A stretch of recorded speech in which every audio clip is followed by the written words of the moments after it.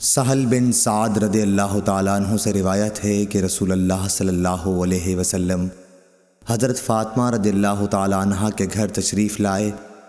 دیکھا کہ حضرت علی رضی اللہ تعالیٰ عنہ گھر میں موجود نہیں ہیں۔ آپ نے دریافت فرمایا کہ تمہارے چچا کے بیٹے کہاں ہیں؟ انہوں نے بتایا کہ میرے اور ان کے درمیان کچھ ناگواری پیش آ گئی اور وہ مجھ پر خفا ہو کر کہیں باہر چلے گئے ہیں اور میرے یہاں قیلولہ بھی نہیں کیا ہے۔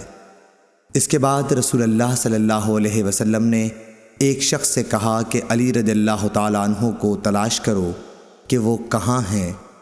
وہ آئے اور بتایا کہ مسجد میں سوئے ہوئے ہیں۔ پھر نبی کریم صلی اللہ علیہ وسلم تشریف لائے۔ حضرت علی رضی اللہ تعالیٰ عنہ لیٹے ہوئے تھے۔ چادر آپ کے پہلو سے گر گئی تھی اور جسم پر مٹی لگ گئی تھی۔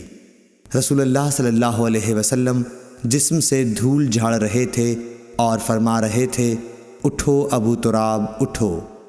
صحیح بخاری حدیث نمبر 441۔